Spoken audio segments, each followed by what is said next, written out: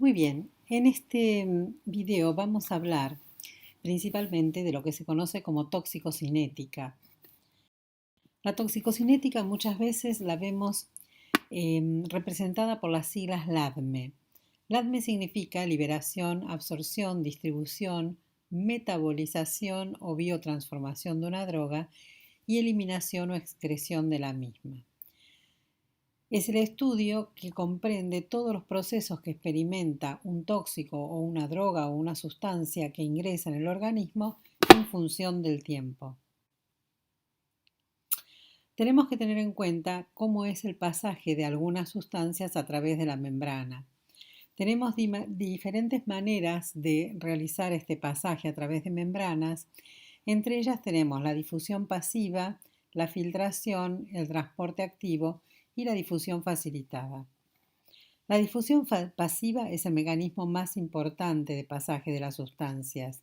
No consume energía y ocurre a favor del gradiente. Cuanto más liposoluble y menos ionizada está una sustancia, mayor será la permeabilidad que tenga la membrana plasmática a ella. La filtración es un proceso que permite el pasaje de iones y moléculas que no son liposolubles. Esto ocurre sin gasto de energía y a favor de un gradiente. El transporte activo, por el contrario, consume energía. Se produce en contra de un gradiente físico o químico y es selectivo y saturable. Lo podemos ver en las membranas de las neuronas, plexos coroideos, células tubulares renales, hepatocitos y células intestinales. La difusión facilitada es un transporte selectivo mediado por transportadores o carriers, que normalmente son proteínas, y que no requieren el consumo de energía, donde el movimiento de las sustancias no puede hacerse en contra de un gradiente electroquímico.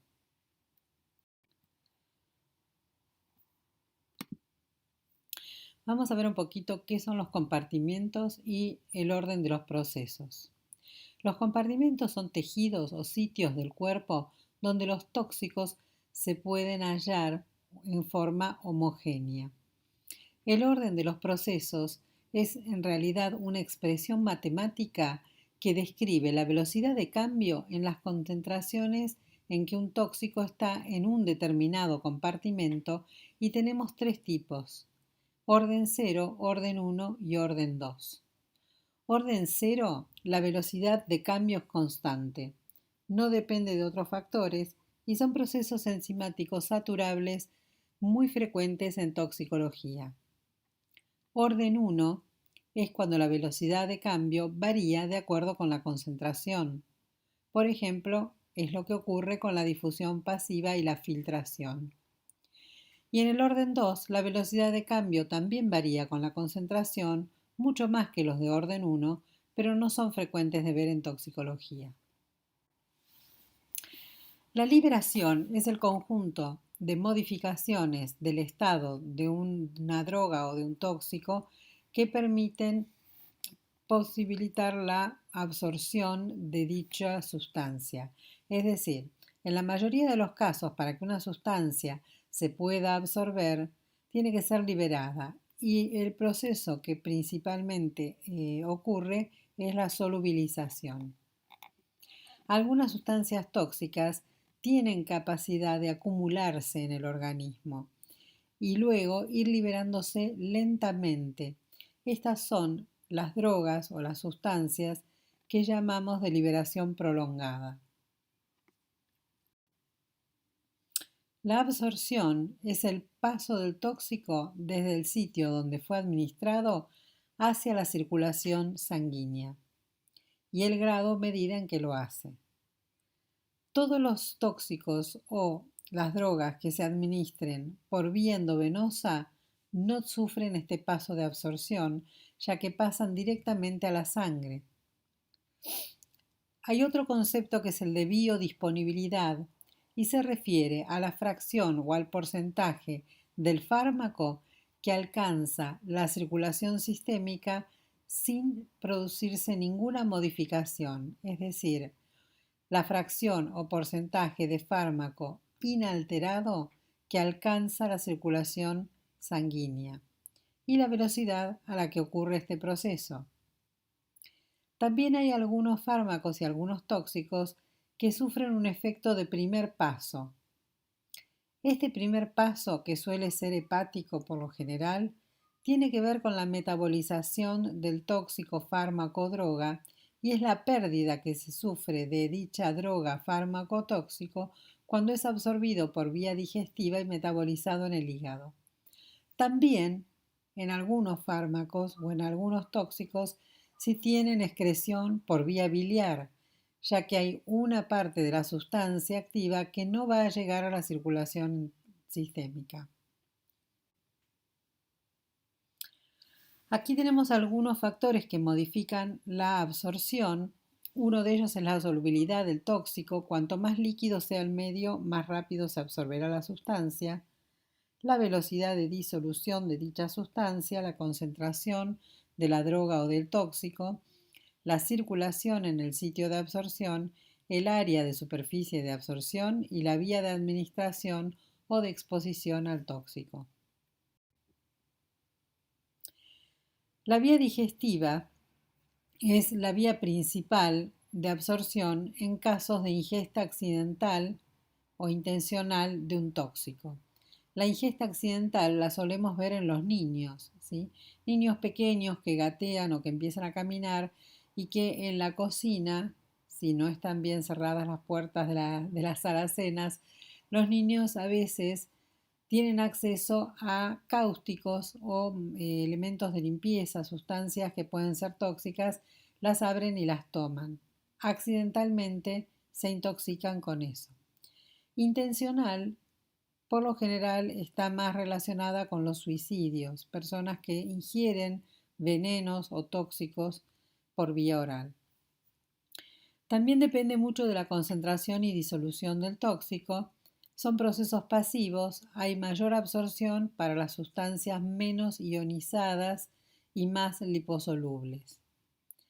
La absorción de ácidos débiles es óptima en el estómago por el pH ácido del estómago y la absorción de las bases va a ser óptima en el intestino delgado.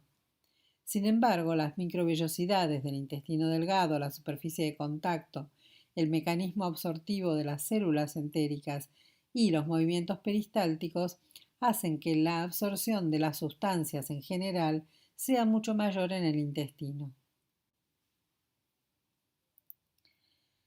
También tenemos que tener en cuenta cuando un paciente está intoxicado, la velocidad de absorción puede estar disminuida en algunos casos.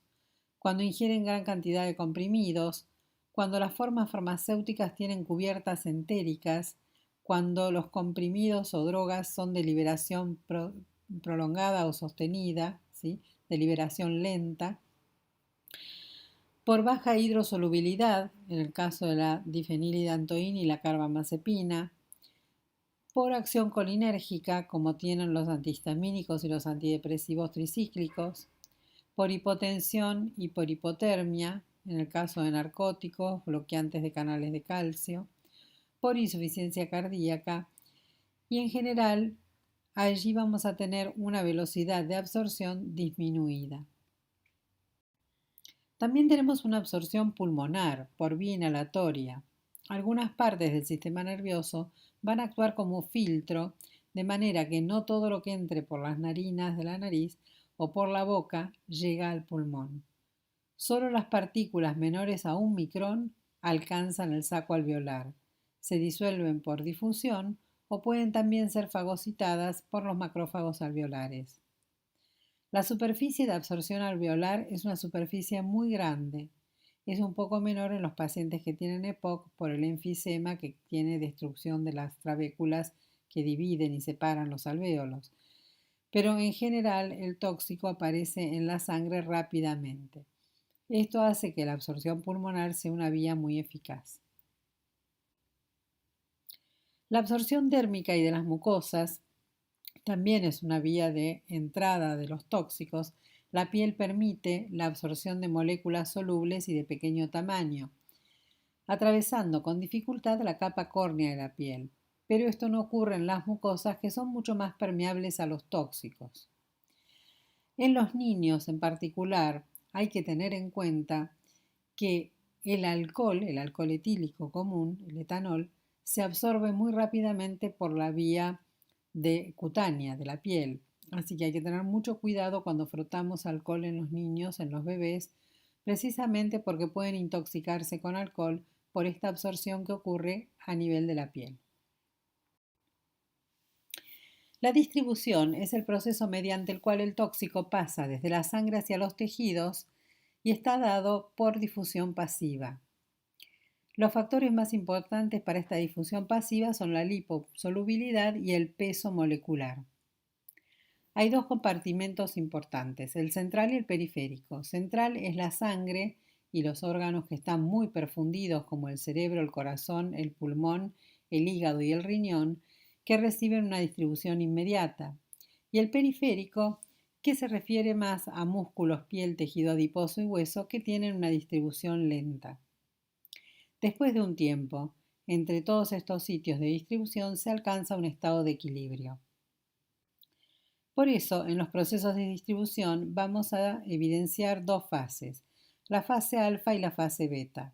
La fase alfa es aquella donde la sustancia difunde velozmente hacia los tejidos, disminuyendo su concentración en el plasma, y la fase beta es la de difusión lenta, por el hecho de que el tóxico alcanza casi un estado de equilibrio.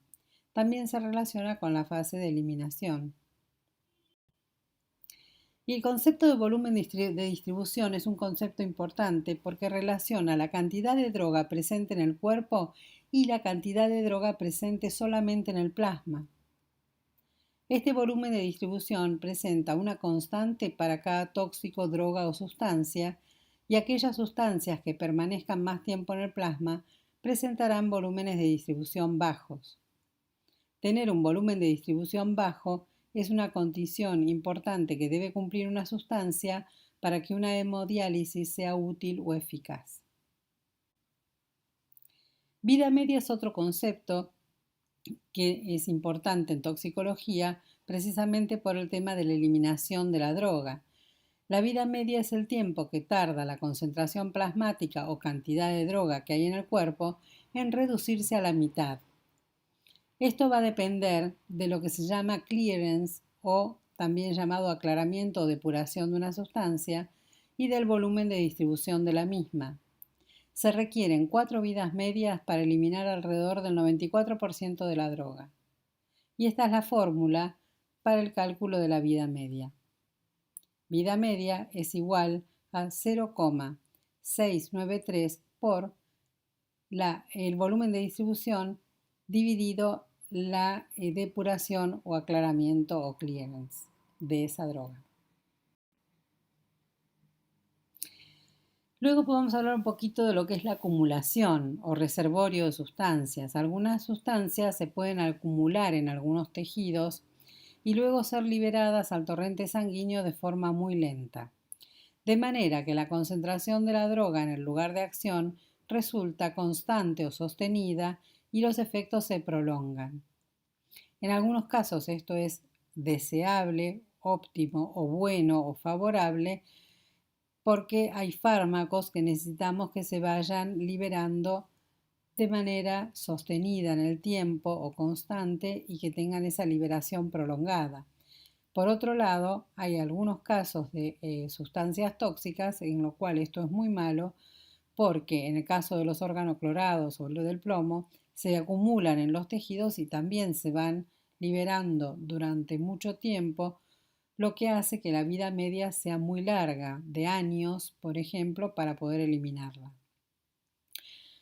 Ejemplos, los organoclorados, que son muy estables, se acumulan en tejido adiposo durante la fase de absorción y la liberación es tan lenta que la vida media es de muchos años.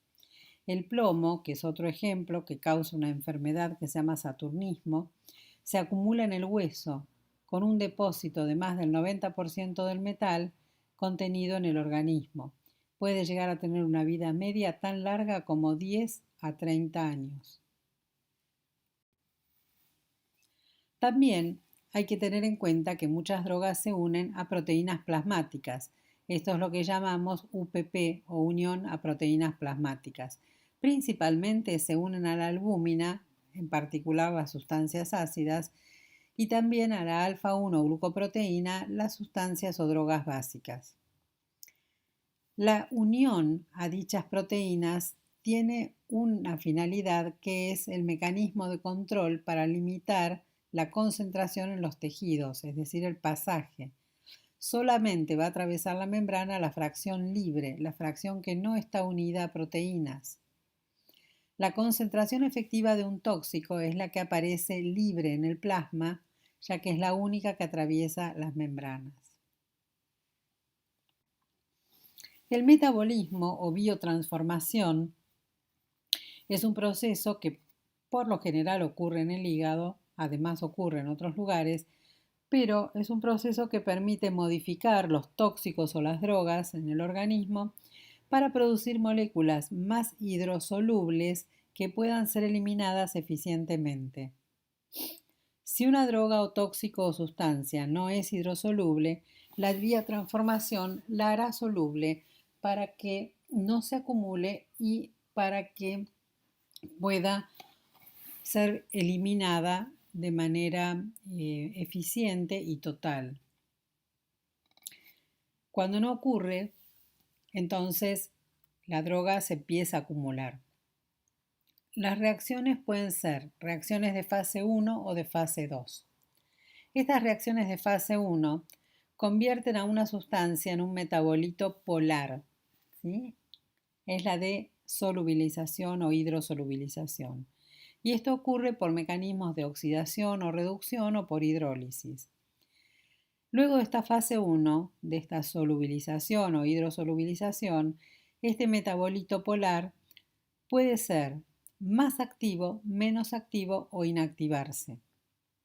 En la fase 2, lo que ocurre es la conjugación o unión, es decir, es un proceso de acoplamiento de esa sustancia o del metabolito a un sustrato endógeno, por lo general el ácido glucurónico, pero también puede ser a la glicina o al anión sulfato.